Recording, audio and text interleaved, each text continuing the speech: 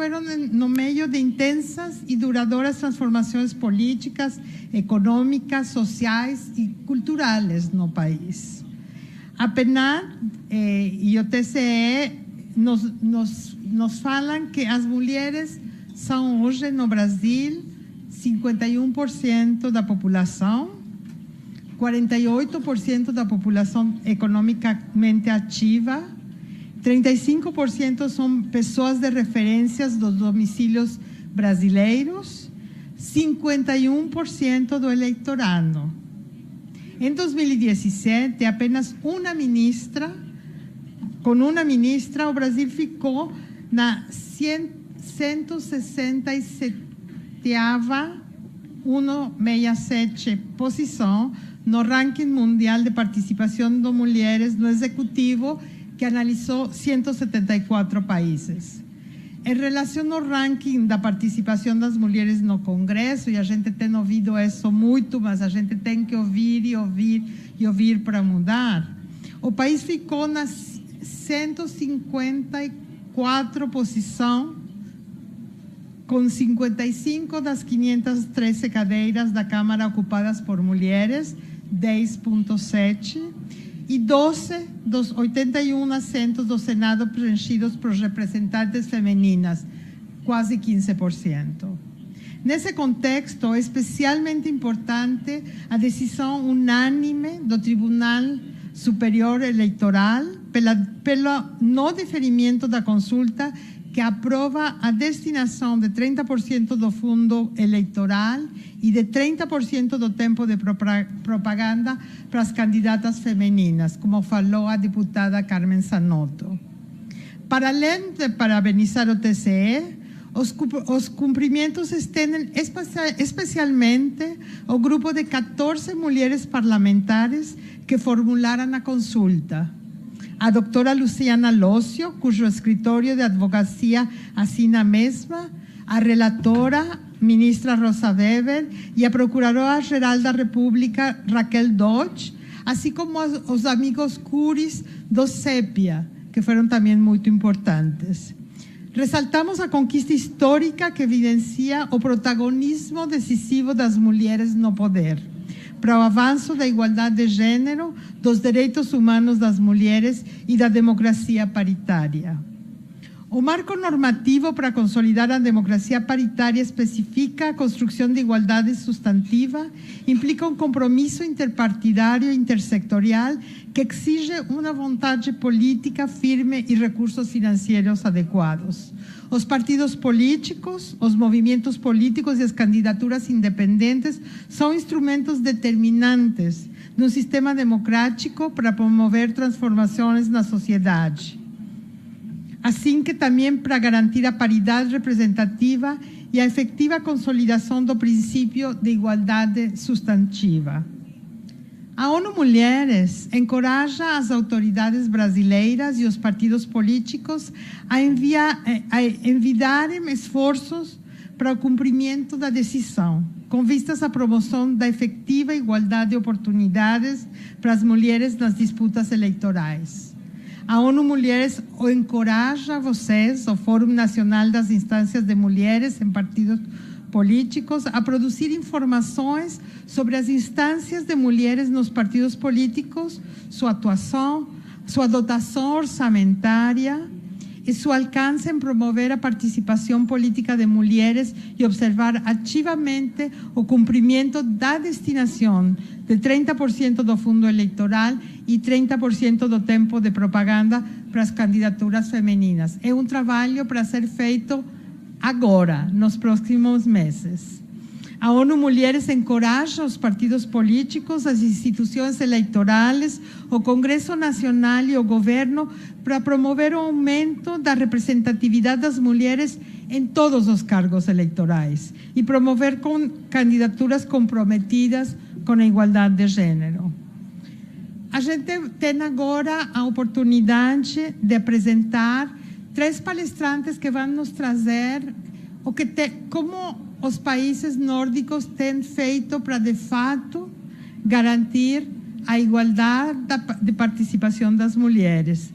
Vamos dar a palavra, em primeiro lugar, ao embaixador Perarn, para que ele nos fale dos diálogos nórdicos e por que este é o tema central de 2018.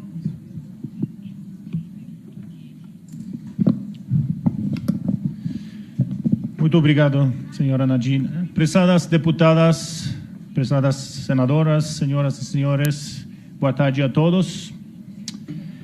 Muito obrigado pelo convite e a possibilidade de falar sobre um tema tão relevante, tão importante para o Brasil, como é a igualdade de gênero, e mais especificamente sobre as mulheres na política. É um grande prazer estar aqui, junto com dois representantes excelentes, extraordinários do mundo político dos países nórdicos, a embaixadora Maria Leissner, que está ao meu lado, ex-líder do Partido Liberal, a primeira mulher líder daquele partido histórico na Suécia e também ex-parlamentar, e a senhora Marianne Abdulkarim, cofundadora da Rede de Feministas Nórdicas. Quero também agradecer aos nossos parceiros, a Nadine e a toda a equipe da ONU Mulheres, a Secretaria da Mulher, a Comissão de Defesa dos Direitos da Mulher e a Câmara dos Deputados por sediar este evento e por apoio para preparar o evento. Bem, a cooperação nórdica tem uma longa tradição e uma longa história, e as nossas relações com os países vizinhos são muito vitais. Temos uma cultura similar e sabemos que as nossas semelhanças e assim como as nossas diferenças nos fazem ainda mais forte como grupo. Aqui a cooperação entre as embaixadas nórdicas no Brasil é muito ativa. Todos os anos realizamos muitos eventos e muitos projetos, e em diferentes áreas e também em diferentes partes do Brasil. E este ano é um ano especial, porque estamos lançando um projeto especial que chamamos Diálogos Nórdicos, com apoio do Conselho de Ministros Nórdicos. Trata-se de um projeto de 3 anos de duração, com o objetivo de fomentar a diálogo com a sociedade brasileira, com temas que são importantes tanto na região nórdica quanto no Brasil. E precisamente isso é o tema que vamos falar hoje, igualdade de gênero, que é o tema principal 2018. Em 2019 vamos falar sobre transparência e temas como credibilidade e confiança nas instituições. E 2020 vamos falar sobre sustentabilidade e crescimento inclusivo.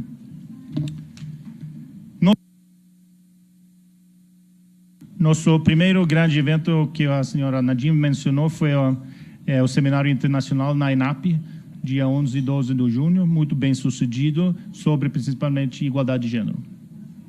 Então, por que igualdade de gênero como tema?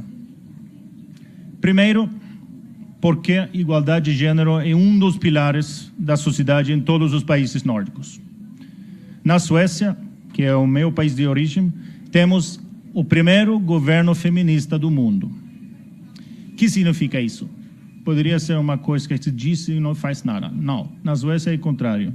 Isso significa que cada ministro na Suécia tem a responsabilidade e a obrigação de assegurar que uma perspectiva de igualdade de gênero seja integrado em seu ministério e em sua área de responsabilidade. Cada ministro. Isso significa que o ministro do Trabalho tem que integrar igualdade de gênero no trabalho. O ministro de Crianças e Idosos tem que integrar o tema de igualdade de gênero. O ministro do Transporte, até temas que poderiam ser um pouco distantes, como o ministro da Defesa e ministra de Relações Exteriores. Tem que integrar o tema de igualdade de gênero. Essa faz diferença. O objetivo das políticas públicas da igualdade de gênero nos países nórdicos é assegurar que as mulheres e os homens tenham as mesmas oportunidades, direitos e responsabilidades em todas as áreas de vida. Segundo, por que o tema de igualdade também é muito relevante aqui no Brasil? Precisamos iniciar uma reflexão conjunta sobre a participação política das mulheres em ano eleitoral. A paridade e a igualdade substantiva se constituem como a coluna vertebral de um Estado inclusivo e só é possível se atingimos um compromisso suprapartidário, que estamos aqui, e intersetorial. E nós, como embaixadas, poderíamos contribuir também. E a recente decisão do TSE e os partidos devem repassar 30% dos recursos do Fundo Especial de Financiamento de Campanha para a candidatura a mulheres atualidade a esse tema. Então, é fundamental entender que a igualdade entre os sexos não é uma questão das mulheres, porque se fosse isso, porque estaria aqui como um homem. É um tema muito relevante para os direitos humanos e também para o desenvolvimento e o crescimento econômico. Precisamente por isso, e no marco da Agenda 2030, gostaria de acrescentar que a igualdade de gênero não é apenas um dos 17 objetivos globais, é também uma condição prévia para a realização de muitos dos outros objetivos que queremos buscar.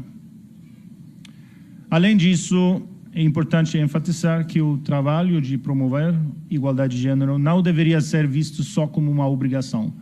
É muito simples falar sobre obrigação, então, muitas vezes, uma agenda negativa. É mais uma oportunidade, uma agenda positiva. Dada a persistente subrepresentação das mulheres em muitos setores, tanto aqui na política, mas também no mundo dos negócios, no mundo acadêmico, temos um enorme potencial inexplorado, que devemos aproveitar muito mais. A Suécia, o meu país e os países nórdicos, avançamos bastante. Suécia, por exemplo, temos a maior participação mundial no mercado do trabalho das mulheres, com 81% das mulheres estão no mercado do trabalho. Temos uma das maiores representações femininas no parlamento. Na Suécia temos 44% das mulheres que estão participando no parlamento. E o nosso governo, um governo feminista, tem 53 mulheres. 53% dos ministros são mulheres. Então, uma maioria das mulheres. Ao mesmo tempo, estando aqui no Brasil, temos que ser realistas. Nós avançamos, mas ainda temos um caminho para recorrer e temos nossos problemas, desafios. E por isso que um evento como isso, para trocar experiências, falar sobre bons exemplos para seguir, é muito importante. Vou deixar para os meus colegas, a embaixadora Maria Leissner e sua colega finlandesa, detalhar e explicar a vocês o que já foi alcançado na Suécia e nos países nórdicos, como foi alcançado e o que nos resta fazer. Mais uma vez agradeço pelo convite e espero que todos os presentes façam um bom proveito do debate. Muito obrigado.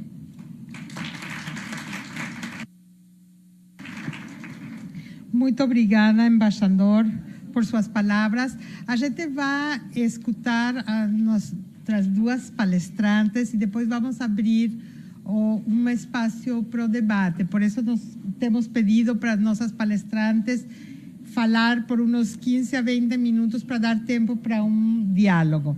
Então, agora vou passar a palavra para a embaixadora Maria Leissner, da Suécia, que vai nos falar sobre as experiências no política das mulheres focadas no parlamento e governos suecos e a trajetória sueca para a garantia da representação igualitária. Embaixadora.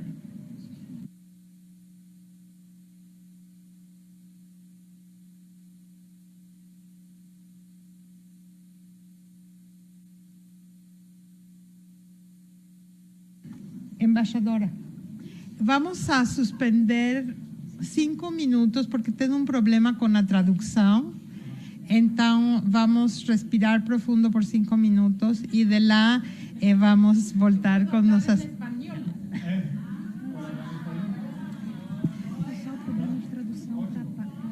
É um tema de... Ela pode falar em espanhol?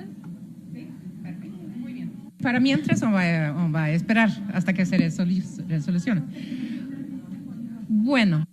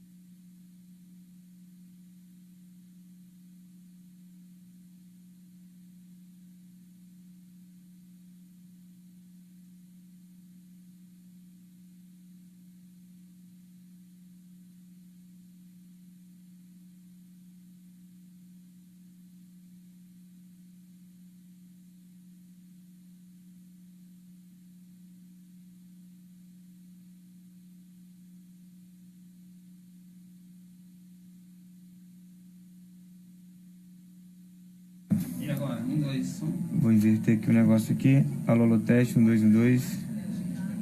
Alô, alô, teste. Alô, alô, alô, alô, teste, 1, 2, 1, 2. Beleza. Chegou? Alô, alô, teste, 1, 2, 1, 2, um teste. Chegou no Mário que vocês fez, Maria. Isso aí é regulagem aí. Beleza.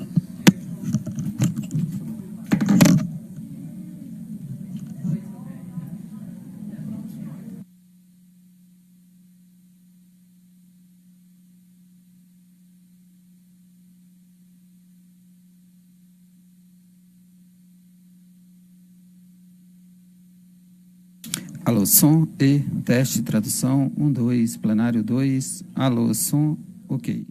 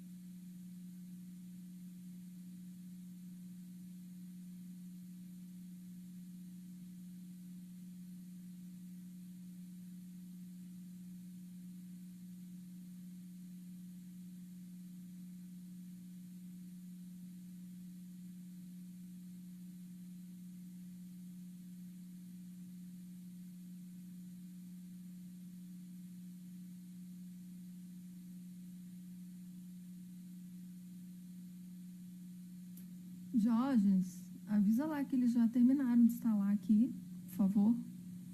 Obrigada.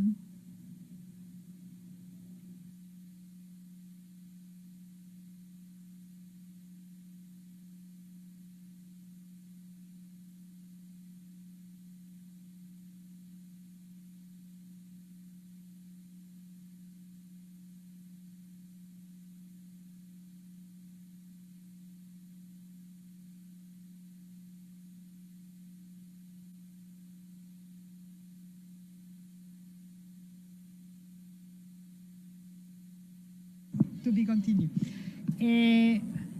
Voltamos. Queremos agradecer muito a equipe técnica da Câmara por facilitar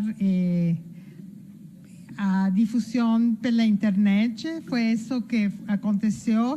E agradecer e aclarar que não foi um tema de interpretação. As intérpretes estão lá perto. Então, sem mais, vou deixar a palavra para a nossa embaixadora Maria Leisner, que pode decidir falar em inglês ou espanhol agora, eu acho. You can choose if you want to speak Spanish or English. Entonces, en inglés.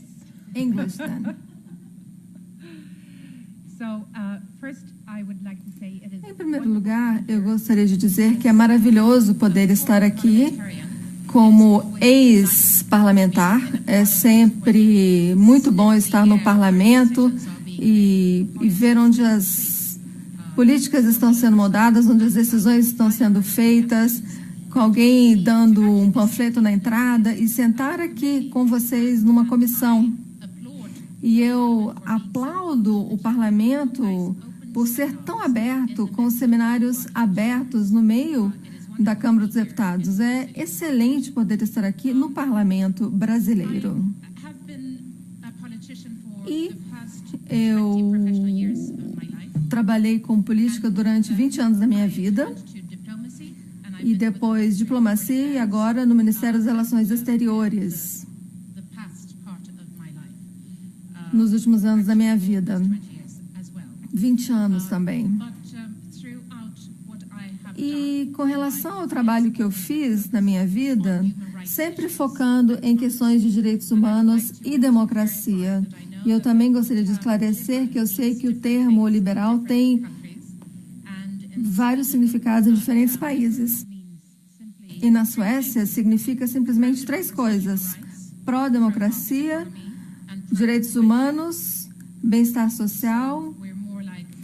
Então, somos um partido de centro político, às vezes para a direita, com questões econômicas, às vezes para a esquerda, com questões relacionadas a direitos humanos. E eu gostaria de dizer isso para que vocês não interpretem erroneamente o que eu estou dizendo por meio das suas lentes políticas.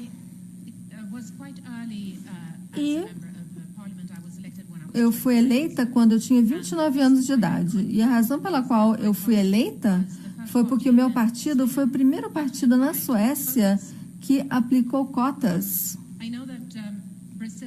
Eu sei que o Brasil e vários outros países escolheram as cotas legais, as cotas por meio da lei. Nos países nórdicos, nós escolhemos, por conta de como os nossos partidos funcionam, nós escolhemos trabalhar com cotas voluntárias.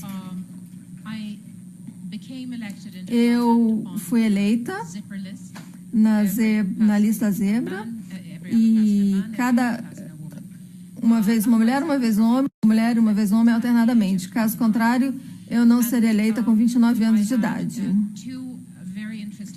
E eu tenho 2 períodos interessantes no parlamento, e depois disso eu saí porque eu achei que constantemente eu tinha a sensação de que a minha idade e o meu gênero eram obstáculos. Eu estava sentindo que eu estava carregando essas coisas e eu estava me escondendo por um lado. Então, eu acho que vocês se reconhecem e sabem que, como mulheres e políticas, vocês sempre aparece uma questão de gênero, porque é a forma como nos vestimos e também a idade. E uma mulher política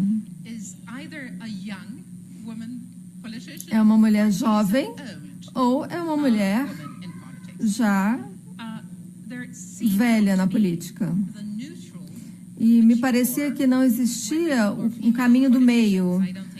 Mulheres políticas maduras. Talvez isso exista no futuro.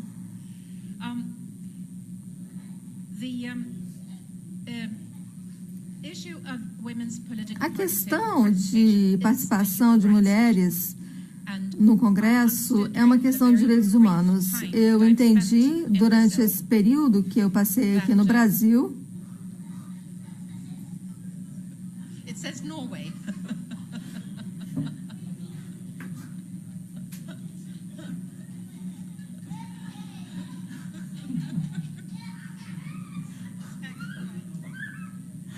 That's a Norwegian feminist, you know.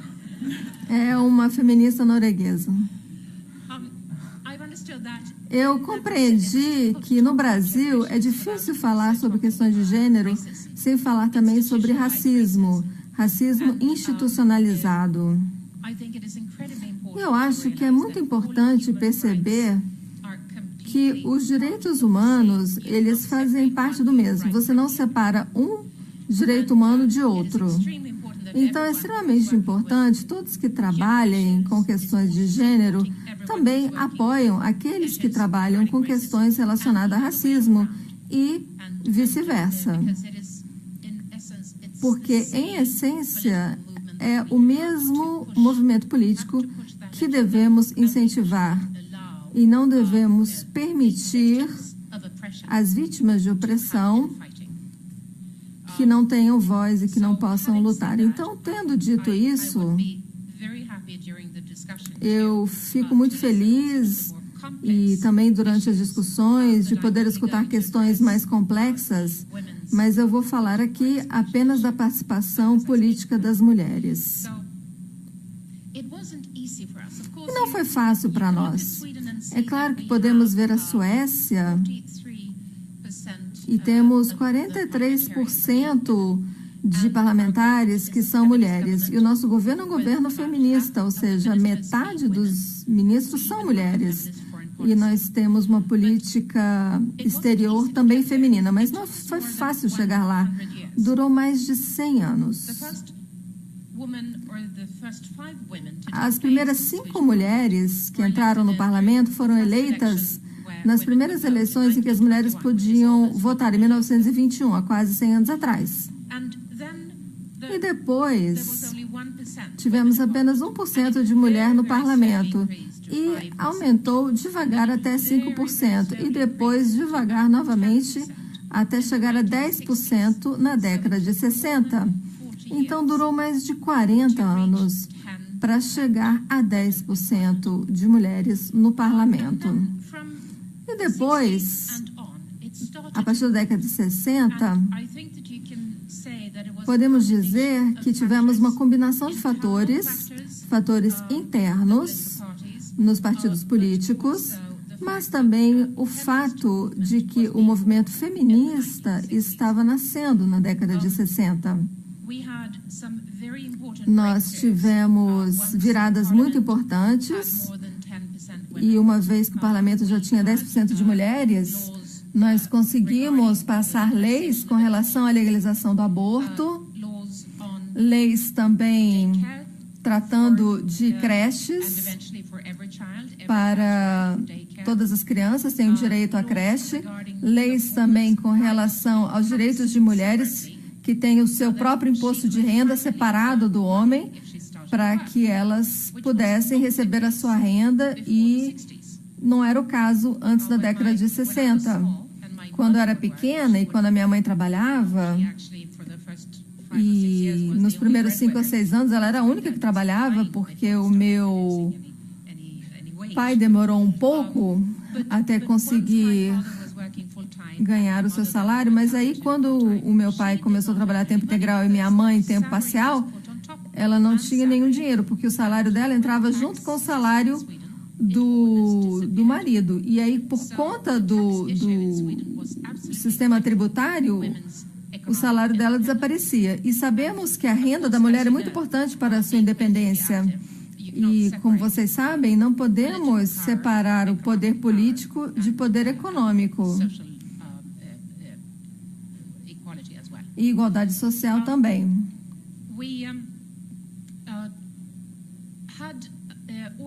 E nós também tivemos uma lei muito importante no começo da década de 70 sobre licença parental. E o ano passado, a Suécia fez uma exposição mostrando pais suecos e também pais brasileiros. E é algo que nós produzimos porque queremos exportar essa ideia, que é impossível você ter igualdade entre homens e mulheres se você não permitir que os homens tenham mais responsabilidades nos lares. Hoje, se você caminha nas ruas de Estocolmo, você consegue ver exércitos de homens empurrando o carrinho de criança.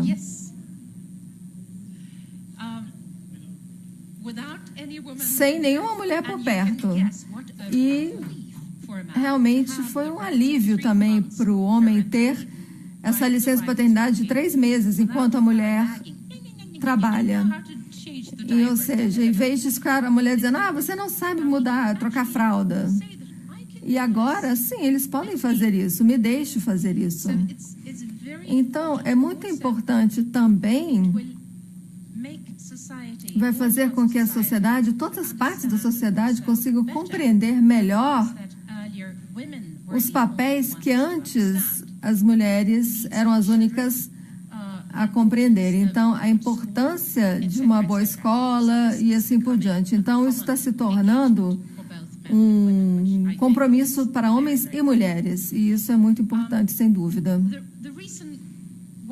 E a razão pela qual com a lista zebra, nós sabemos que nos partidos políticos nós temos grupos organizados, é uma lição aprendida. Se você não organizar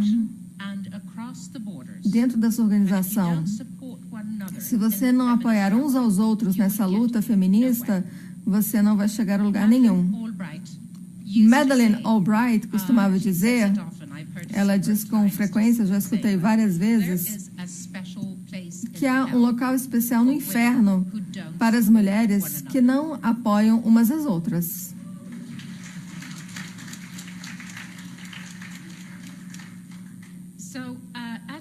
Portanto, no começo da década de 80, quando eu era uma política ativista jovem, eu me lembro como nós estabelecemos uma aliança no meu partido entre as mulheres, a organização de estudantes, de jovens e homens progressistas.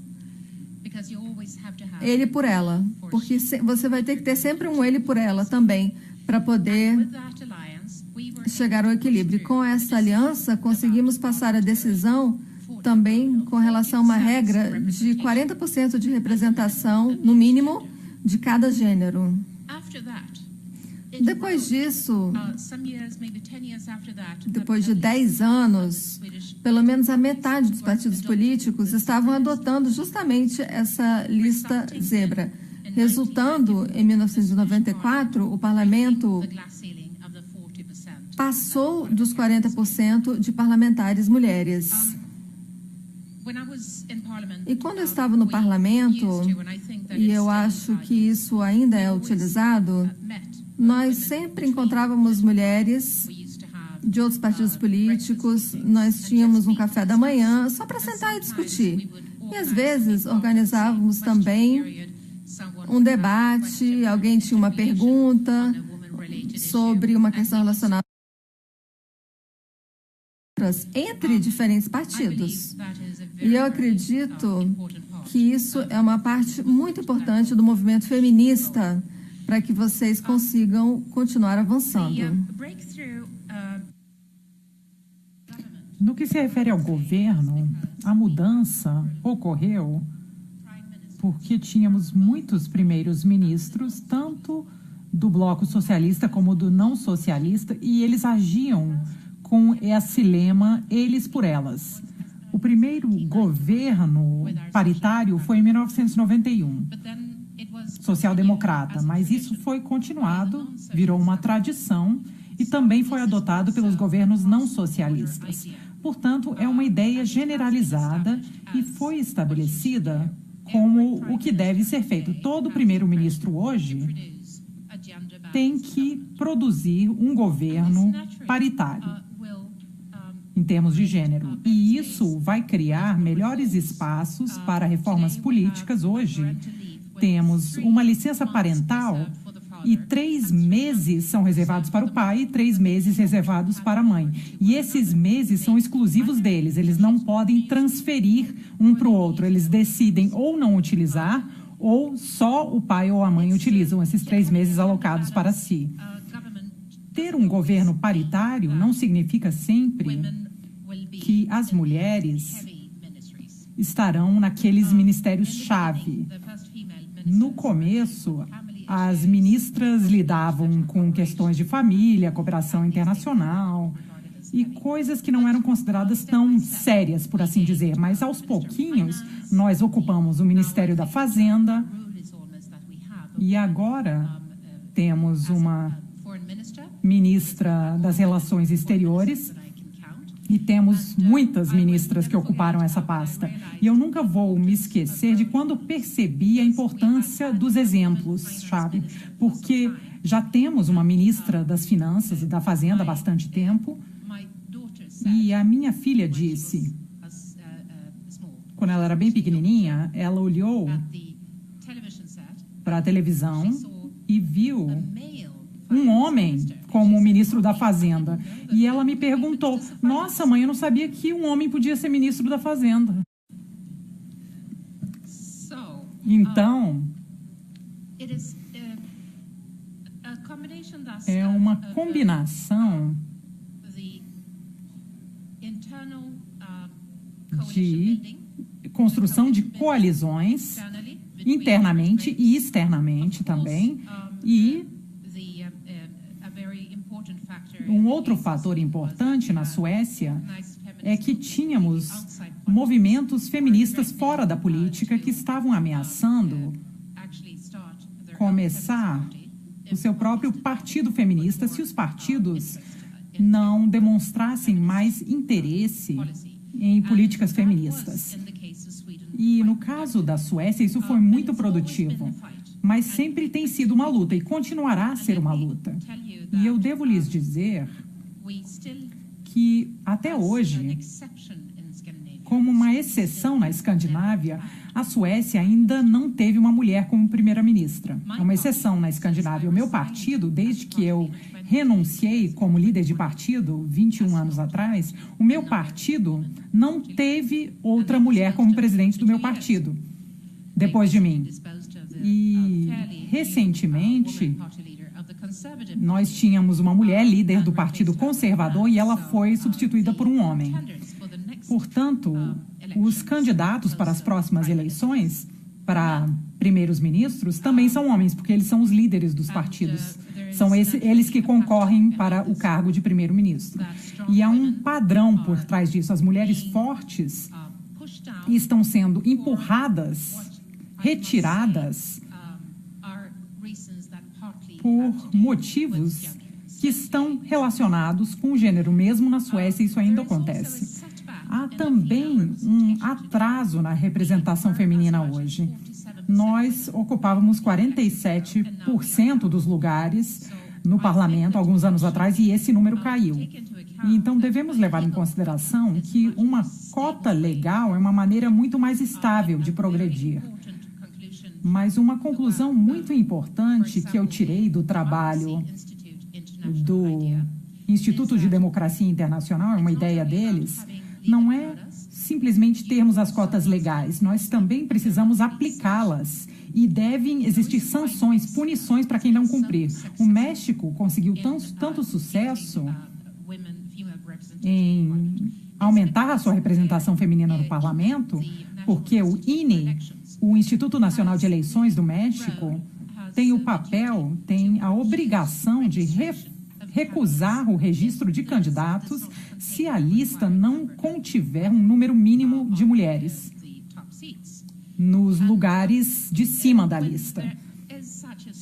E quando nós temos um mecanismo tão forte de sanções, dessa forma o sistema de cotas funcionará. Porque nós sabemos que todos os sistemas serão manipulados, podem ser manipulados. Eu mesma, quando eu quis voltar para o parlamento, depois de ter saído por algum tempo, eu sofri com isso, porque nós aplicamos essa lista zebra, ou zíper, que eu chamo de alternância entre homens e mulheres. E eu queria um assento nas primárias do meu partido. Tínhamos 3 mulheres no topo da lista e tínhamos 3 assentos a serem ocupados. E o que aconteceu? O secretário do meu partido falou e ele disse, olha, não podemos ter 3 mulheres em cima da lista, porque nós utilizamos a prática da lista zíper, alternância. Então, eu fui retirada da lista para um assento que não seria elegível. E eu ainda converso com esse meu colega, ele é um dos meus melhores amigos, mas não naquele dia. Aquele dia ele foi meu inimigo. Então, nenhum sistema é a prova de erros. Sempre haverá algum tipo de manipulação. E vocês devem trabalhar muito com as suas leis para impedir esse tipo de brecha. Eu não vou falar muito mais, mas eu gostaria de dizer mais algumas palavras sobre o movimento Me Too. O que nós percebemos no ano passado é que a campanha Me Too, que eu tenho certeza que vocês conhecem aqui no Brasil, criou um efeito na Suécia que nos surpreendeu. Eu não sei quantas dezenas de milhares de mulheres entraram em grupos do Facebook para denunciar as suas histórias sobre como tinham sofrido abusos de homens, como perderam oportunidades profissionais por causa dos homens e como isso afetou as suas vidas por completo. E agora eu olho para trás, na minha trajetória política, e eu percebo que eu tomei uma grande decisão de não continuar na política, principalmente por esse motivo. E eu não sabia disso na época, e agora eu percebo. E se vocês analisarem as suas próprias vidas, quando vocês fizeram decisões sobre as profissões de vocês no futuro, provavelmente muitas de vocês têm uma história semelhante a essa, tendo que lidar com um superior, um homem, que você recusou, cujos avanços você recusou, e daí você teve problemas em lidar com as respostas desses homens em virtude disso. O Me Too é uma coisa muito poderosa. Nos faz perceber que temos muito a fazer, e a violência contra as mulheres também está aumentando, especialmente a violência contra mulheres em posições públicas e na política. Faz parte do ataque contra a democracia que vemos crescer. Faz parte dessa onda global contra mulheres, contra os direitos humanos e contra tudo que ganhamos e obtivemos e conquistamos nos últimos anos. E eu acredito que é mais importante do que nunca que apoiemos umas às outras como irmãs, e também devemos procurar por irmãos para nos apoiar, porque nos próximos anos, globalmente, nós veremos que enfrentaremos dificuldades. E, por último, eu gostaria de agradecer vocês, Brasil, pela decisão de aplicar uma perspectiva de gênero no mecanismo de financiamento de campanhas, alocando 30% do fundo eleitoral para as mulheres. Isso é algo que eu vou levar para casa, para a Suécia, como uma lição a ser aprendida, e eu acho que deveríamos aplicar isso na Suécia também. A luta pela inclusão das mulheres é global e é uma parte intrínseca da luta pelos direitos humanos. Eu agradeço muito pela oportunidade de estar aqui com vocês e conversar com vocês, e eu gostaria de ouvir os comentários de vocês. Obrigada.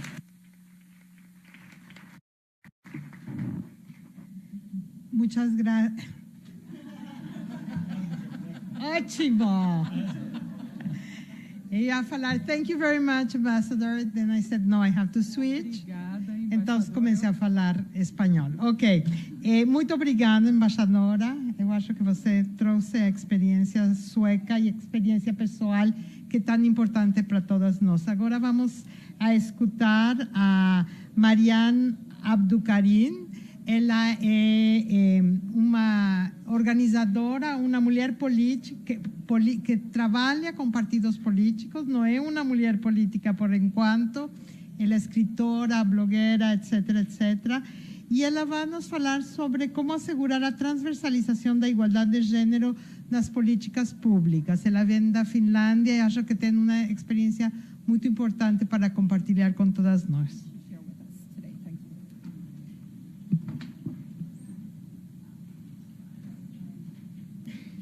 Hello? Yes. Good afternoon. Boa tarde a todas e todos. É uma honra estar aqui nesse painel com pessoas que eu admiro. Nesses últimos dias, eu tive o privilégio de ouvir muito as embaixadoras, ouvir suas histórias e como discutem a questão de gênero, e eu estou muito impressionada. Muito obrigada por me receberem aqui hoje. Onde devo começar? Eu fico feliz de termos ouvido a experiência da Suécia, porque agora a minha apresentação é mais fácil. A Finlândia é vizinha da Suécia, nós éramos parte da Suécia por bastante tempo, um tempão atrás, e depois disso também éramos parte da Rússia e somos um Estado independente há 101 anos. Então não somos uma nação muito antiga, somos uma nação relativamente recente. Discutir o tema de como assegurar políticas públicas inclusivas na Finlândia, eu vou retroceder um pouquinho. A Finlândia é um país recente, Nós ganhamos a nossa independência em 1917 da Rússia e depois disso tivemos uma guerra civil trágica em 1918 e depois disso reconstruímos a nação, o sistema educacional, e isso permitiu que nós, como nação, evoluíssemos depois dessa guerra civil. E houve a Segunda Guerra Mundial, a Finlândia teve que defender a sua independência e isso reuniu as pessoas ainda mais como nação para que pudéssemos operar como uma frente unida. Depois da guerra, e isso é relevante para a igualdade de gênero, a Finlândia tinha muitas dívidas. Tínhamos que pagar as dívidas à Rússia depois da guerra, mas também algumas dívidas que permitiram que reconstruíssemos o país. E como um país pequeno, para poder pagar essas dívidas externas para os outros países, isso significava que qualquer pessoa que pudesse trabalhar tinha que trabalhar. Isso significou que as mulheres entraram no mercado de trabalho muito cedo, algumas bem jovens, e isso foi um estímulo para a igualdade de gênero, porque o poder político está conectado com o poder econômico. E quando as mulheres começam a ganhar seu próprio dinheiro e seus salários, isso lhes dá liberdades que não tinham quando dependiam exclusivamente de seus parceiros, companheiros, pais, para sobreviver diariamente. E a Finlândia é um dos primeiros países no mundo também a ter um sistema de voto que também permitiu o voto para as mulheres. E isso não apareceu do nada. Nós tínhamos organizações feministas que defendiam o direito ao voto. E isso foi concedido em 1906 às mulheres, e também recebemos o direito para sermos eleitas para cargos públicos eletivos. E isso levou as coisas muito além, porque as mulheres começaram a assumir essas posições de tomada de decisões, e isso significa que as questões que afetam as mulheres também se tornam questões políticas. E dessa forma conseguimos estabelecer essa agenda desde cedo na Finlândia. Além disso, na Finlândia, a educação, como eu disse, é algo muito importante, especialmente sendo um país pequeno. É algo que nos orgulhamos muito do nosso sistema educacional. A educação significa que nós temos muitos dados de pesquisa que podemos utilizar, mas não apenas dados domésticos. Pesquisas internacionais também são realizadas na área de igualdade de gênero. E nós trabalhamos com ONGs e levamos esses resultados para os tomadores de decisões, para a ONU, e isso nos fornece as ferramentas que precisamos para promover ainda mais a agenda de igualdade de gênero. E o debate público também é uma maneira de influenciar a opinião pública no que se refere à igualdade de gênero. Já que somos um país pequeno, eu diria que essa conversa tem um papel muito importante em incluir as diferentes vozes da sociedade que não estão sendo ouvidas.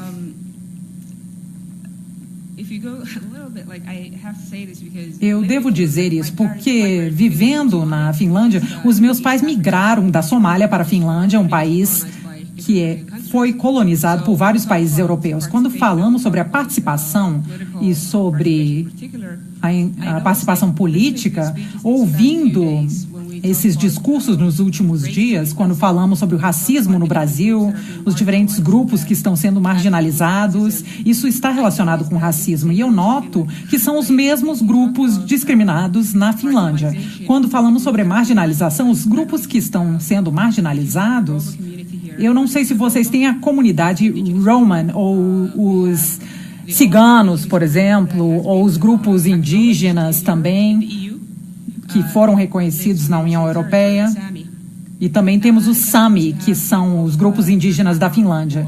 E também os imigrantes negros, que também lidam com o racismo institucionalizado no meu país. Parece que as mesmas pessoas que estão aqui, que estão sofrendo racismo aqui, são os mesmos que estão sofrendo racismo na Finlândia.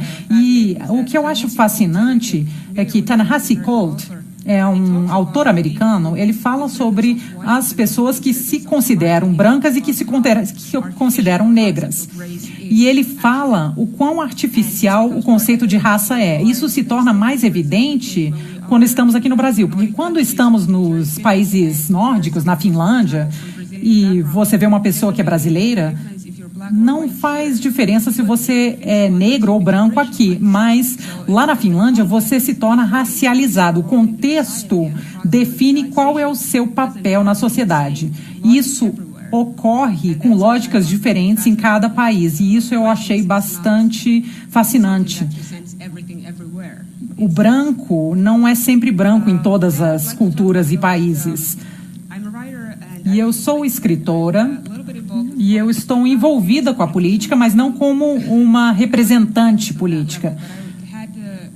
Mas eu tive a oportunidade de fazer parte, há um ano atrás, nesse processo de estabelecer o Partido Feminista na Finlândia.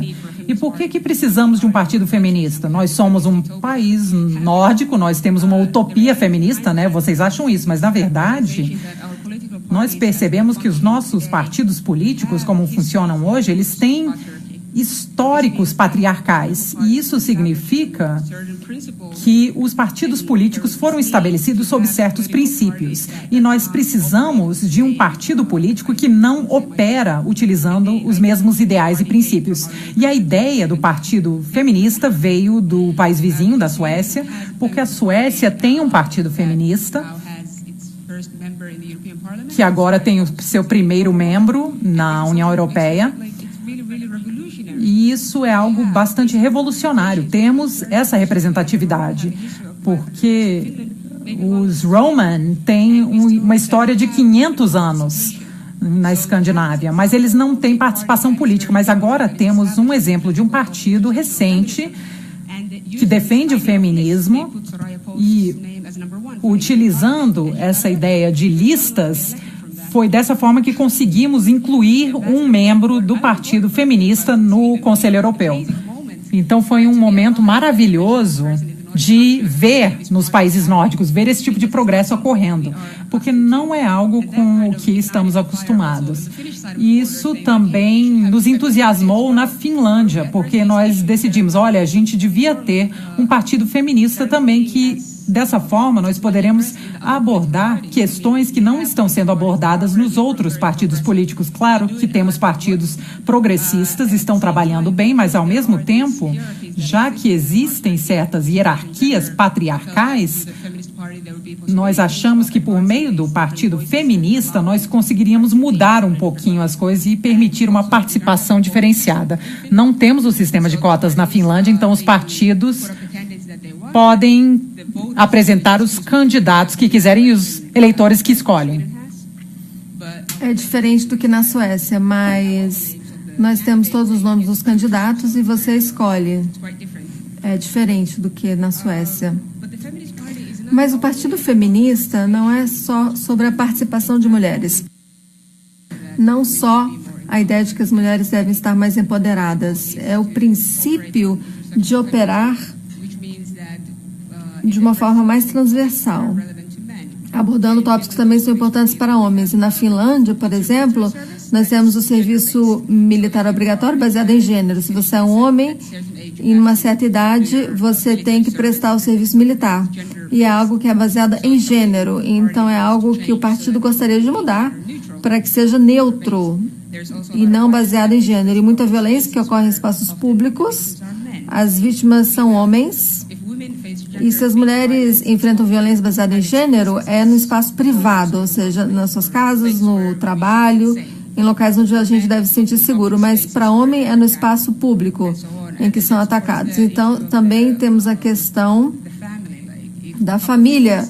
Se há um divórcio, ainda temos essa tendência de dar a custódia para a mãe, porque temos esse histórico das mulheres cuidando das crianças. Então, às vezes, há homens que são negligenciados com relação aos seus direitos, o direito de ter a guarda compartilhada. Então, temos questões específicas também relacionadas a homem. Estamos tentando aumentar a conscientização quando falamos sobre ideias feministas E a ideia não é apenas avançar nas questões das mulheres. Acredito que qualquer grupo que enfrenta opressão sistêmica baseado no seu gênero, etnia, habilidade ou sexualidade, e nós precisamos lidar com todas essas questões. Então, não temos uma única luta de uma única questão, porque não é uma vida única, ou seja, precisamos lembrar disso e os partidos feministas também levar isso para a esfera política. Então, quando se trata de como assegurar que aspectos de gênero sejam considerados na tomada de decisão política, passa por diversos canais. Não é só usar este canal e depois está resolvido, não, mas uma visão mais ampla, onde estamos fracassando a ter uma participação, uma representatividade e tentar abordar essas diferentes questões. Também tivemos o momento Me Too lá na Finlândia. E na Finlândia o que aconteceu é que teve muito impacto para aqueles que cineastas, atores, atrizes, diretores. Não tivemos tanta discussão no nível político e acho que a discussão ainda vai ocorrer. Mas foi feito depois uma pesquisa, não sei se vocês conhecem o teste Bechdel. É um teste que quando você está vendo um filme ou um seriado, você olha as pessoas que estão na história e se é um momento em que há duas mulheres falando entre si e não falando sobre homem, então esse filme ou seriado passa nesse teste. Então, há pesquisadores que verificam esse processo de fazer filmes e o resultado é quando você tem filmes que são feitos por homem ou temos mais atores do que atrizes, eles costumam fracassar nesse teste. Então, o papel da mulher é apoiar o protagonista homem, enquanto que quando você tem histórias que são escritas por mulheres ou dirigidas por mulheres ou há mais atrizes ou mais mulheres incluídas no processo, então temos uma história mais realista de como as mulheres estão representadas. Não sempre falando sobre homem, a gente não está somente apoiando homens, ou seja, outras questões que estamos discutindo e fazendo.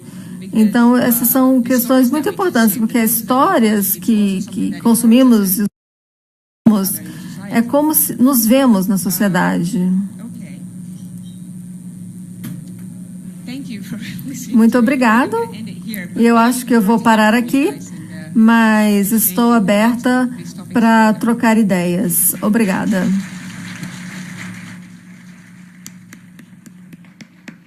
Muito obrigada, Marianne, por trazer também a dimensão da Escandinávia, do tema racial, da intersecção entre gênero e raça. Eu acho que é uma coisa que a gente não pensa muito, mas é muito importante e a experiência do Partido Feminista também talvez tenha um efeito no Brasil. Vou abrir para intervenções, vou pedir que as pessoas... Vou pedir... duas coisas. Uma, que as pessoas se apresentem e que sejamos objetivas e claras. Todas agradecemos a vocês, então não tem que agradecer. Façam perguntas, comentários, para que podamos tomar vários. Vamos passar para elas e, se temos tempo, fazemos uma segunda ronda, se não, ficamos na primeira. Então...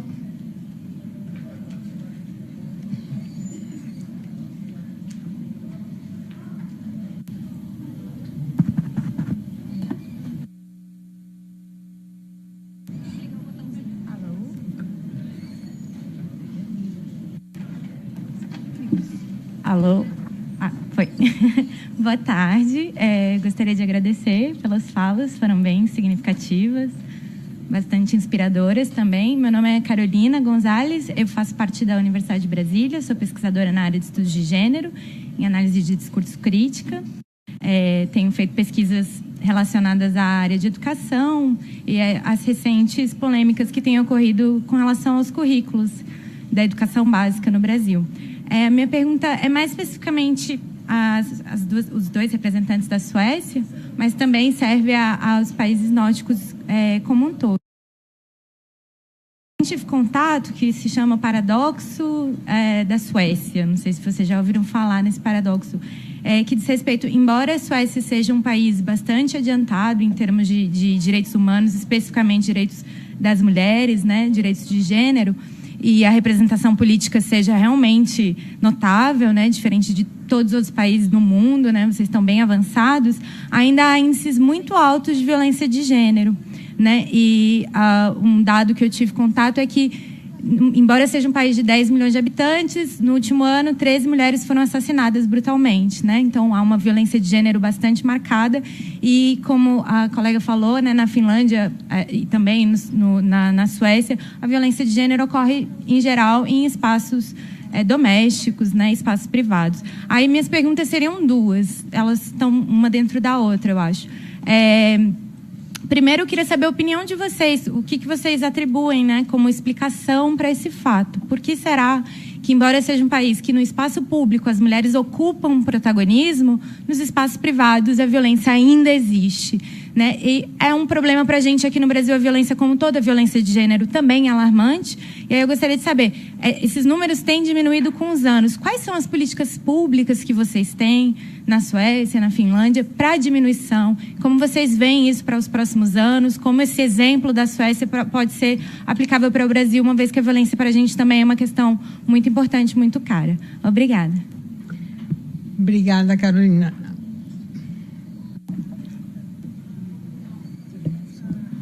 Boa tarde. Dá para ouvir? Meu nome é Paula, eu trabalho na liderança do PT aqui na Câmara. Eu queria fazer um comentário sobre a fala da Mariana, é isso? Quando ela diz que elas estão tentando trabalhar questões a partir desse partido feminista, que tratam o gênero como uma questão neutra e questões que trariam também, enfim, ganhos para os homens, né? Não somente para as mulheres. Eu acho que a realidade brasileira, né, é um pouquinho diferente, talvez, ou eu não entendi muito bem o contexto, porque ela colocou no início de vários problemas, várias desigualdades e discriminações que os grupos minoritários ou marginalizados também enfrentam na Finlândia, né, e comparou isso à realidade brasileira. E eu acho que aqui a gente está num processo, o movimento feminista, a sociedade, a discussão política como um todo no Brasil, de ter que reafirmar ainda muitos espaços assim das mulheres. E a gente está num processo mais de fortalecer a nossa auto-organização, né, para atingir o nível de igualdade que depois a gente possa pensar num segundo momento, né, nesses termos que ela colocou. Eu vejo assim que não tem como imaginar numa realidade de gênero tão desigual que a gente tem no Brasil, enfim, um tipo de ação, né, que num primeiro momento vá propor, né, por exemplo, a gente teve na discussão aqui da reforma da Previdência, um dos argumentos era a questão da diferença da idade entre homens e mulheres, né? Não, mas vocês brigam pela igualdade e vocês ficam aí brigando pela diferenciação na idade de aposentadoria, né, para as mulheres. Por quê? Mas é porque a nossa realidade é muito desigual. Então, a carga de trabalho doméstico, né, de trabalho de cuidados, por exemplo, das mulheres em relação aos homens é muito maior. E a gente tem que ter, né, alguma medida de compensação, porque senão as mulheres vão ser sempre mais prejudicadas. Então, assim, eu não vejo na realidade brasileira hoje possibilidade da gente pensar o gênero como uma questão neutra. Assim, para mim, todo o debate de gênero que a gente faz, a construção que a gente tem feito aqui, no sentido de reafirmar, né, enfim, a igualdade para as mulheres. Assim, a gente tem muito que caminhar para chegar nesse outro patamar, mas eu achei interessante a gente ter esse tipo de experiência aqui para ser discutida e talvez, eu não sei, para entender um pouquinho melhor o contexto, porque também essa questão que a colega colocou da violência nos espaços público e privado, porque aqui as mulheres sofrem violência em todos os espaços. No espaço público, né, nossas deputadas aqui, no dia a dia dessa casa, sofrem violência, né, e no espaço privado. Então, é uma coisa que se reproduz em todos os âmbitos da vida das mulheres, em qualquer faixa etária, né, nas mais diversas classes sociais, perpassado pela questão racial e tudo mais, né? Então, é interessante a gente notar essa diferença, mas se puder aprofundar um pouquinho para a gente entender melhor, porque eu acho que é uma realidade ainda muito distante da nossa. Obrigada. Muito obrigada. Aqui na frente.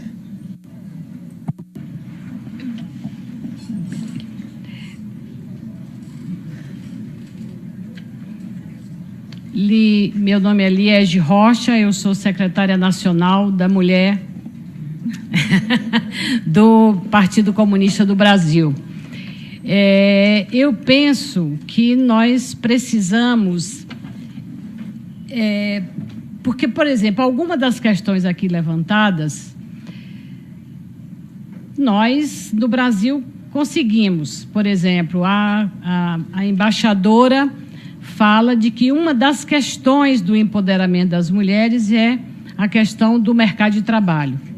Hoje, no Brasil, as mulheres representam 47% do mercado de trabalho, mas não recebem o mesmo salário dos homens.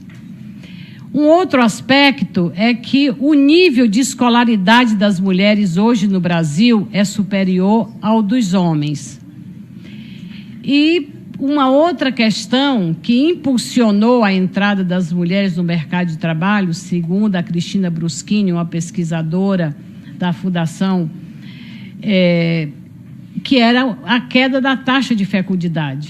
Se eu sou de uma família de 9 irmãos, eu tenho 2 filhas. Então, eu digo, minha mãe não podia estudar e trabalhar porque, se bem que para a época dela, ela conseguiu fazer o curso normal. Ela tinha um filho na barriga, um no peito e um na mão. Então, ela não tinha condição de ir para o mercado de trabalho. Então, no Brasil, nós avançamos numa série de aspectos. Do ponto de vista da legislação, desde quando conquistamos o direito ao voto em 32, em 96 nós tivemos a primeira legislação que dizia que deveríamos ter 25% de mulheres na chapa, depois em 96, depois em 97, 30%. Agora avançamos na questão dos din-dins, do dinheiro para a campanha de mulheres. Então, por que nós não conseguimos essa paridade e nem que os 30% sejam respeitados? Então, eu acho que esse é um aspecto que nós temos que avançar. Porque, por exemplo, muitas vezes temos na lei, mas não temos na vida. A lei não é implementada, não é respeitada na vida. E nós, por outro lado, temos uma questão que eu acho que é fundamental. Nós não temos o Estado laico. Nós temos hoje uma série de forças conservadoras que querem que a mulher seja recatada e do lar. Quando nós queremos é que as mulheres estejam no espaço público. Então, eu penso que nós avançamos, como dizia, nós avançamos 2 passos para frente e daqui a pouco estamos voltando 1 para trás. Então, por exemplo, nós somos a maioria da população, mas somos subrepresentadas. O que isso diz respeito, inclusive, a um processo de efetiva democracia. Nós temos quase 50% do mercado de trabalho, mas ainda temos uma diferença salarial.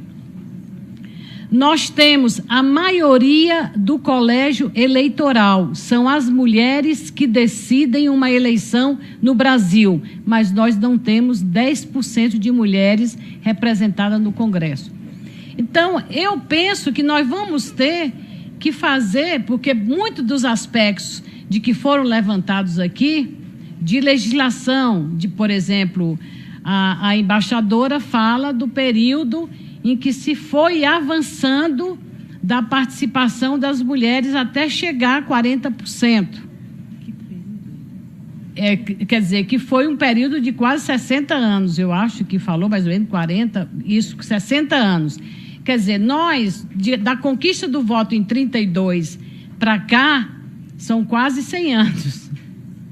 São quase 100 anos.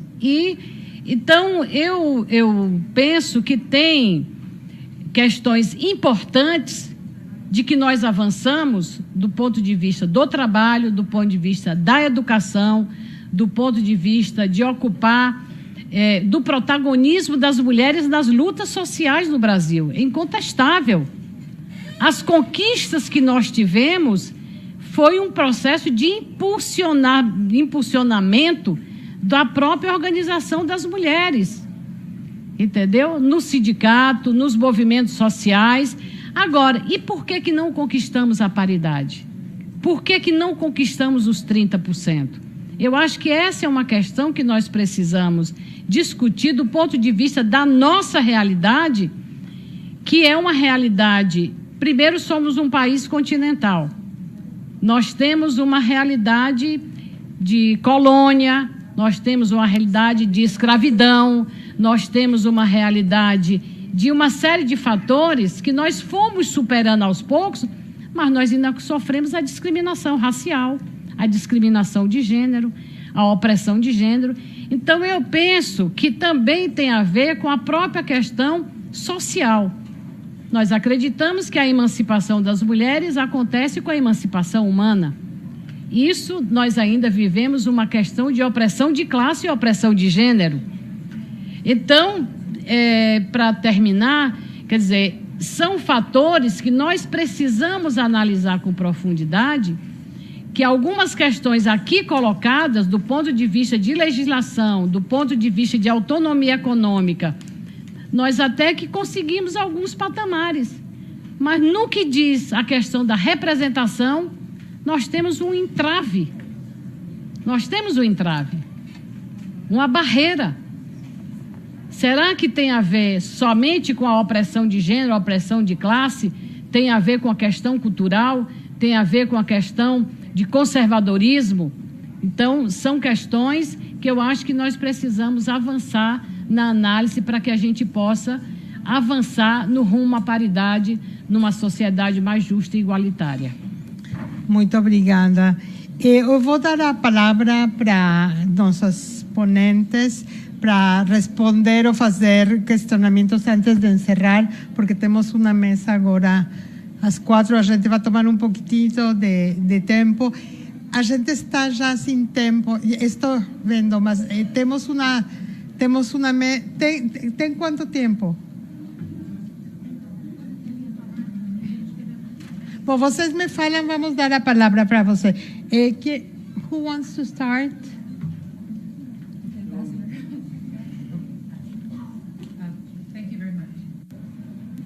Yes. Thank you very much for the questions, and let me respond them. Eu vou tentar respondê-las. Primeiro, aquela sobre violência. As estatísticas. Você pode apresentar o que quiser com estatísticas. E, às vezes, as estatísticas mostram um desenvolvimento real. E no caso das estatísticas suecas sobre violência contra mulheres, pode haver esse desenvolvimento, mas há outras possibilidades também. Depois do Me Too, ano passado, houve uma explosão nos números de casos relatados por mulheres que perceberam que estavam aguentando um tipo de comportamento por parte dos homens que não deveriam estar suportando. Então, nós vemos que esse aumento na conscientização das mulheres sobre quais são os limites que devem aplicar, isso criou um grau muito maior de denúncias para a polícia de abuso. Outra coisa que pode ter influenciado as estatísticas é o fato de que redefinimos o que é o abuso. E eu acho que uma semana atrás, nós adotamos uma nova lei no parlamento sueco, onde deve haver um consentimento ativo por parte de pessoas que têm relação sexual. Portanto, é uma necessidade por lei que o homem, geralmente, obtenha o consentimento, que possa provar que tenha a garantia de que tem o consentimento ativo. Porque antes disso, podiam dizer, ela estava muito bêbada, não protestou, não disse que não, e daí, nesse caso, o caso não progredia e a mulher perdia na justiça. A redefinição do que é um crime e do que não é crime também aumentou o número total de incidentes que são classificados como incidentes ilegais. Eu diria que eu acho que estas são explicações plausíveis para isso. Também sabemos que sempre há esse iceberg, só vemos o topo do iceberg. Mas para entendermos a profundidade do iceberg, isso depende do nível de vergonha, ou seja, se você se sente muito envergonhada, daí você não denuncia o crime. Mas se você sente menos vergonha e mais raiva, daí sim você relata. E as mulheres na Suécia hoje estão mais irritadas e bravas do que estavam um ano atrás. E as outras perguntas? E a pergunta sobre a Finlândia, eu não vou abordar isso. E por que o Brasil ainda não chegou aos 30%? Depende de vocês. Mas, por favor, olhem ao caso do México. O poder nunca é concedido, é sempre tomado. E se vocês têm um sistema, o sistema será manipulado se você não estabelecer freios. E vocês não colocaram freios em todos os lugares. O México, quando eles aplicaram a lei, quando eles criaram essa possibilidade de ter uma autoridade nacional eleitoral, de não aceitar o registro da candidatura, a não ser que estivesse de acordo com a lei, daí, de repente, a representação feminina no parlamento aumentou drasticamente. Então, deem uma olhada no caso do México. Eu acho que parte da resposta para vocês está no México. Thank you, Ambassador. Marian?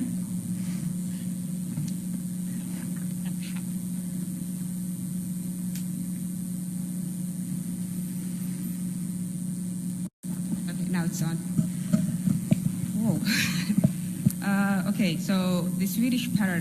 O paradoxo sueco, eu acho que ela já explicou, mas na pesquisa da União Europeia, a Finlândia também foi considerada. Isso está relacionado com a violência doméstica. Outra coisa para pensar ou para considerar nessa questão é que na Finlândia, tradicionalmente, nós pensamos que o que acontece dentro da casa é questão familiar interna. E recentemente a nossa legislação melhorou. Antes, se houvesse um caso de violência doméstica, a vítima tinha que tomar uma decisão ativa de entrar na justiça ou denunciar.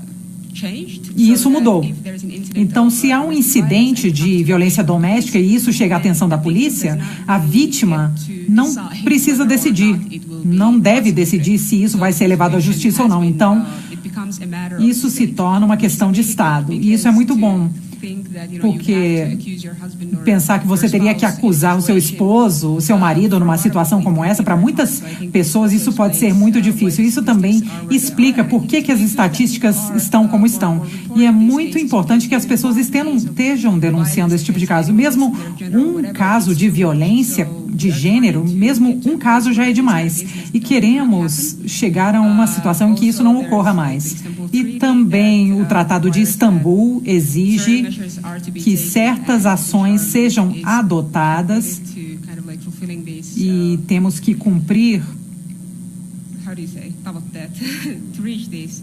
esses tratados. Isso significa que estamos trabalhando para aumentar salvaguardas para as pessoas que estão fugindo de violência doméstica, também aconselhamento em nível dos municípios. Medidas estão sendo tomadas para lidar com esse problema. E no que se refere ao feminismo ser diferente no Brasil e na Finlândia, claro, eu não teria coragem de vir até aqui e dizer para vocês como é que vocês devem trabalhar aqui no feminismo. Isso seria ridículo. Eu estou discutindo o feminismo da minha experiência na Finlândia. Eu reconheço que há muitos privilégios. Há gerações que trabalharam antes de mim. Já temos muitas leis que protegem as liberdades individuais, os direitos individuais, e há muitas coisas que permitem que nós, na Finlândia, as minorias na Finlândia, operem e trabalhem com o feminismo. E, para mim, pessoalmente, eu sinto que se o feminismo não incluir as lutas de todos os gêneros, de todas as etnias, de todas as raças, isso não conseguirá nos liberar todas. Eu tenho um filho E eu quero que ele cresça numa sociedade em que ele sinta que ele é ouvido, que a voz dele também é necessária nas discussões. E por causa do gênero dele, ele não deve crescer pensando que quando discutimos o feminismo, ele tem que sair da sala. Nós todos nos relacionamos com pessoas de outros gêneros. E se queremos melhorar as nossas próprias vidas, isso significa que temos que melhorar a vida daqueles ao nosso redor. Então, quando que só deve focar nas mulheres, e claro, há muita história, há muitos traumas, há muita dor que as mulheres sofreram no patriarcado, e claro, é legítimo dizer que às vezes queremos fechar as portas para os homens e dizer, olha, vão embora, aqui é só para mulheres. Mas temos que considerar quais são as situações e que temos que ter sessões de cura, onde conversamos com outros grupos e também verificar qual que é o tipo de situação que afeta a população como um todo. Daí precisamos do envolvimento de todos. E aí que estamos na Finlândia. Na minha comunidade, claro, é muito diferente da sociedade brasileira. Eu não conheço a sociedade brasileira muito bem. Eu estou aqui há pouquíssimos dias, eu quero aprender mais, mas eu não queria dizer que simplesmente peguem o meu exemplo e repliquem ele aqui no Brasil. Claro que não. Vocês simplesmente... Eu só quis dar a minha experiência e daí, com base na minha experiência, vocês veem o que é válido ou não para vocês. E no que se refere a salário igual, na Finlândia, uma mulher branca geralmente recebe 82% do salário de um homem. E nós temos esse sistema patriarcal em que nós achamos que o homem é o chefe de família e deve receber mais. E talvez devamos seguir o modelo islandês, ou seja, ter uma lei que você não pode pagar salários diferentes para pessoas que fazem o mesmo tipo de trabalho, independentemente de gênero. Então, talvez a gente deva adotar o modelo islandês. Obrigada. Bom, eu sei que tem outras perguntas, mas temos que encerrar agradecendo muito a nossas palestrantes por esta sessão e todas as perguntas. Elas estão acá se querem falar com elas, mas vamos dar passo à próxima mesa. Obrigada. Thank you very much.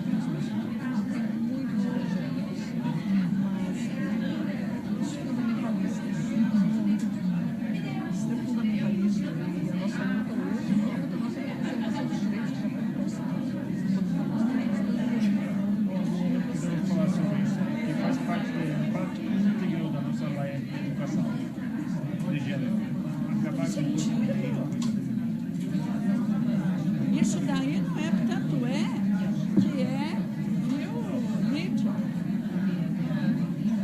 Multipartidário, pluripartidário, o que é isso?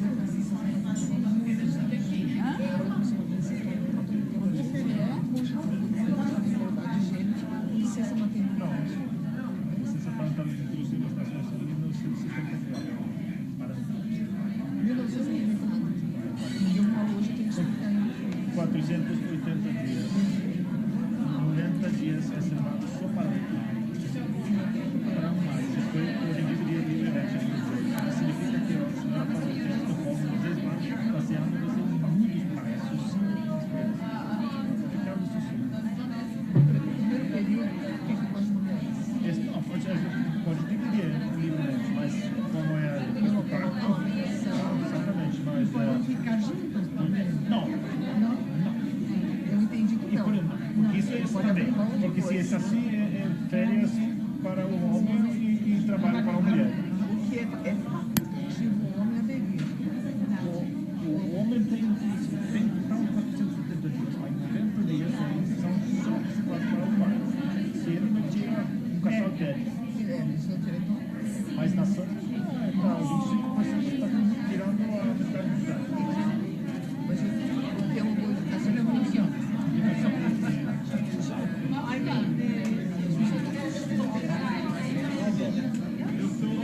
Mulher Maravilha hoje. Deputada Benedita embaixador de Suécia. E o tema hoje agora qual é? Mulheres negras. Olá. Mas eu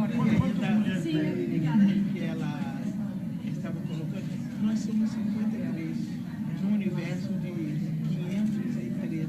Sim, mas mulheres negras? Não, mulheres negras nós somos 3. 3. Incrível.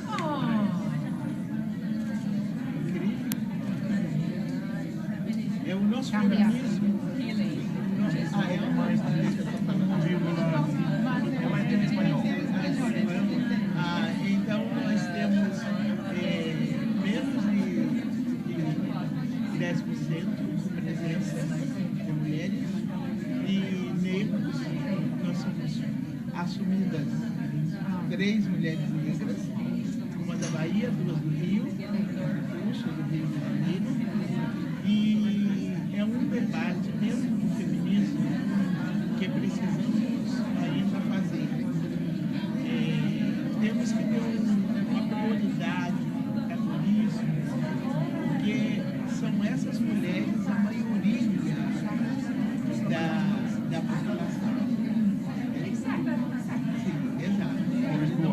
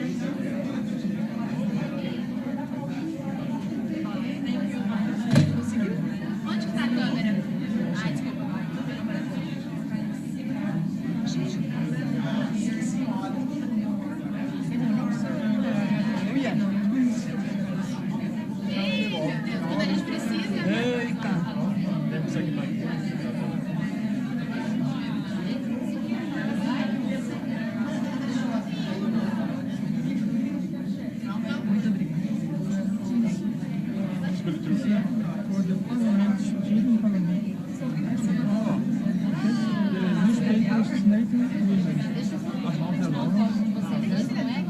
É, diz que em português.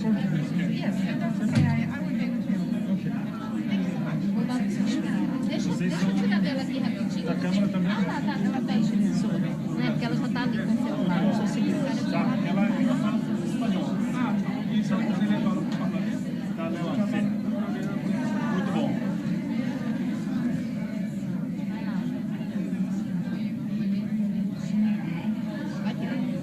Eu sou secretária parlamentar. Parabéns. PTB. Eu sou presidente do Estado de Parabéns. Parabéns. Muito bom. Deixa eu tirar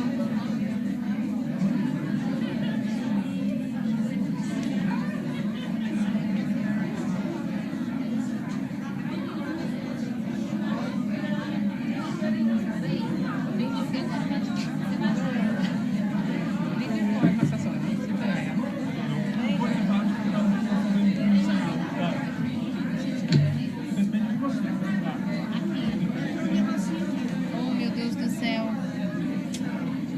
Pronto. Jag vill bjuda på en om vi vill se senaten också. Visa. Linda você hoje.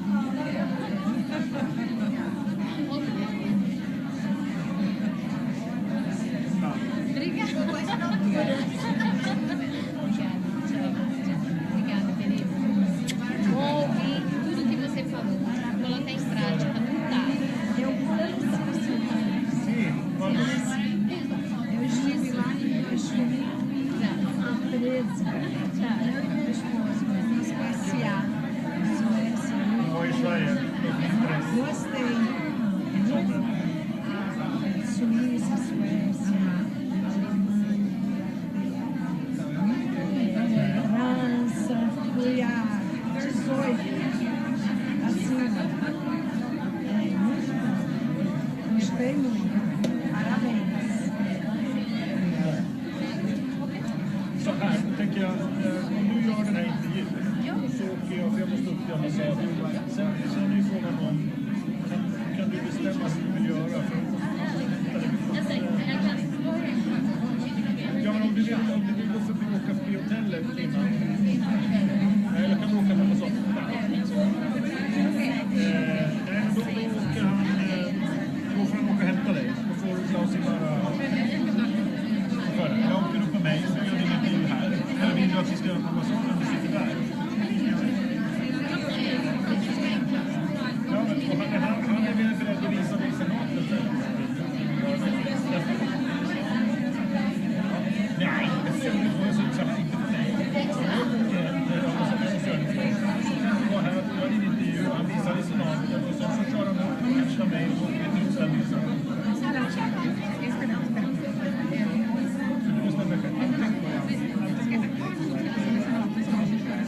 Nej. Utan du har forehänder följer med dig. Kan du säga det?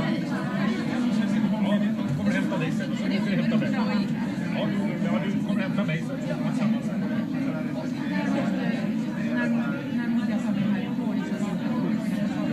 Ja, du kan åka direkt. Ja, antingen åker de den sista stunden så är det 6. Det kommer du inte hålla på. Så har du fram till 6 en halvtimme på det. Det kommer inte. Bra, okej. Men det skulle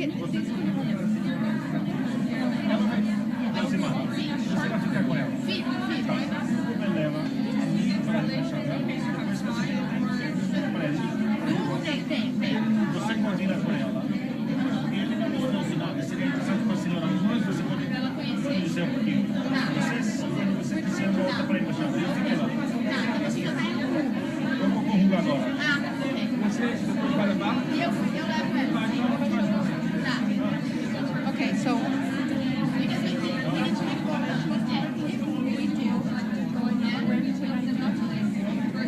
Yeah, she said next week.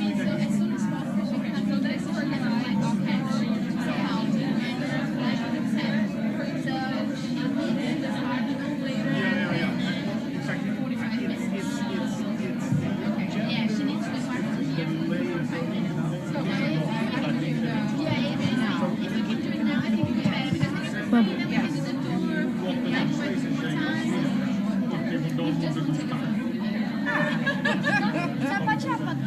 Ok?